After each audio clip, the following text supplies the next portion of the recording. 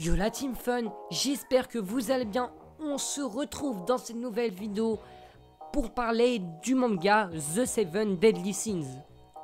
Donc je pense que certains vous pouvez connaître car le manga est très connu.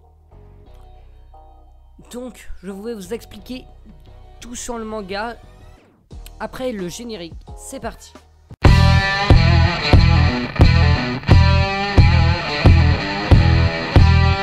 Donc le manga a été écrit par Nakaba Suzuki aux éditions Pika.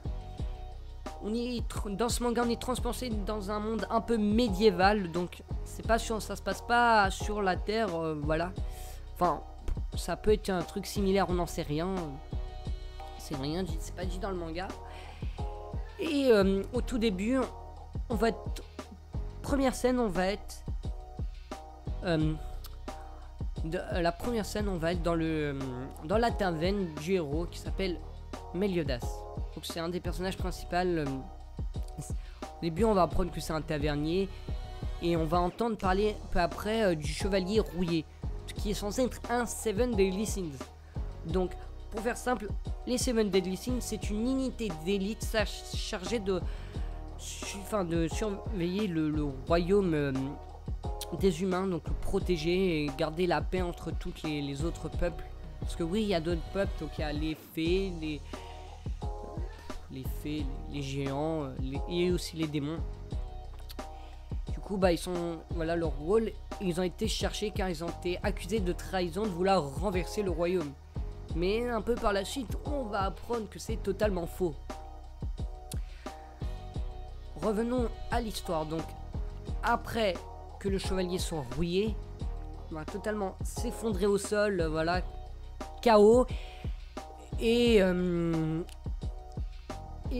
va apprendre un peu après que ce n'est qu'une fille qui se nomme Elisabeth et qui est l'une des princesses du royaume. Par la suite, vu qu'ils en ont entendu parler du chevalier rouillé qui est censé être un Seven Deadly Sins, du coup traqué, une ordre de chevalier va débarquer et va essayer de trouver clairement chevalier rouillé. Elisabeth va s'enfuir, mais elle va être rattrapée par un chevalier sacré. Donc les chevaliers sacrés, c'est le plus haut rang pour le grade de guerrier chez les humains. Donc dans ce manga. Et clairement un chevalier sacré c'est très puissant. Du coup il y a Meliodas qui va clairement arriver, il va le castagner, il va le découper en rondelles. Vraiment il va le découper en rondelles. Enfin, ouais. Bref, après Meliodas va lui dire qu'il a un Seven Deadly Sins, qu'il est Meliodas, le dragon de la colère. Oui, pour information, chaque Seven Deadly Sins a un nom attitré. Donc il y a Meliodas, le dragon de la colère, ainsi de suite. Pour les autres. Et du coup, Elisabeth va expliquer que le royaume trafique des trucs louches, qu'il y a de plus en plus d'apprentis chevaliers sacrés qui devient chevalier sacré en peu de temps. Donc elle trouve ça bizarre parce que normalement il faut beaucoup d'entraînement, ça se fait pas du jour au lendemain. Il y en a trop à ce moment là, du coup elle trouve ça louche. Elle voit que les paysans, les villageois sont maltraités. Ils ont même été amenés à apprendre à se battre, qui normalement n'a jamais eu lieu. Et aussi ils prétextent une guerre sainte. Voilà. Du coup, elle veut faire appel aux Seven Deadly Sins, qui sont normalement les criminels les plus recherchés car ils ont essayé de renverser le royaume. Donc après, suite à ça, ils vont essayer de trouver tous les Seven Deadly Sins vu qu'ils sont traqués. Ils sont obligés d'aller chercher au coin du monde. Ils vont essayer de les chercher, tout ça. Et après, essayer de renverser les chevaliers sacrés. Puis ainsi de suite. Après, pas trop spoiler, mais ils vont se rendre compte que clairement pas les chevaliers sacrés vraiment le problème. Soleil, mais pas vraiment. Vous verrez si vous le lisez ou vous regardez l'animé. Donc on va passer tout de suite à mon impression du manga. Donc, le manga, je le trouve qu'il est... Le scénario est très très bon. Vraiment, on rentre vite dans le vif du sujet. Il est pas difficile à comprendre. Niveau dessin, les dessins sont très bien. Donc je m'y connais pas trop. Hein. Je peux pas vraiment juger, mais je trouve que le style, il est vraiment présent. On s'éclaire. C'est pas comme dans Samurai 8, la légende d'Hachimaru, que les dessins sont très chargés. Là, ils sont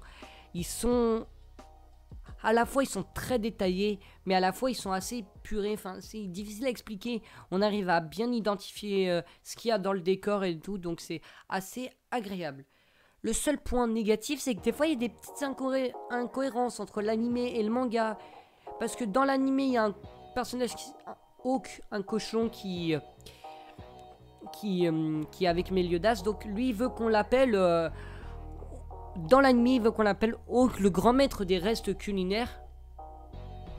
Et dans le manga, il veut qu'on l'appelle Hawk, le chef de la brigade des épluchures. Vous me dites, c'est minime, c'est pas... Oui, mais c'est bizarre. Pourquoi du manga à l'anime, ça change? Pourquoi? Si vous avez...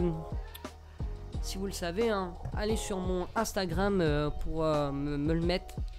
Voilà. Donc franchement, ce manga, je vous le recommande fortement. Il est en 22, je crois. Non, il est en 38 volumes. Donc, il est disponible sur Amazon et tout. C'est... Voilà. C'est une pépite, vraiment. Moi, quand j'ai commencé à regarder la première fois sur Netflix, j'étais un peu réticent. J'aimais pas trop. Et au fur et à mesure que ça avançait, je l'ai regardé 1, 2, 3. J'ai même lu après. Donc, c'est pour dire que c'est génial. Donc j'ai aimé faire cette vidéo. Vous, je pense que vous avez aimé regarder. Donc n'hésitez pas à mettre un pouce bleu, vous abonner, commenter. Allez voir sur mon Instagram, parce que je sais pas pourquoi, mais dès que je fais des vidéos manga, bah ça m'enlève les coms, mais c'est pas grave. Donc sur mon Instagram, c'est funfreeze-YTB. Donc allez-y, ça ferait extrêmement plaisir. Vous pouvez aussi me dire vos impressions sur cette vidéo et sur les autres, si vous aimez les vidéos manga, ce genre de choses. Sur ce, restez fun. Salut! Vous pouvez regarder mes 2 dernières vidéos juste là. Vous pouvez vous abonner juste ici et aller voir mon Instagram. Salut!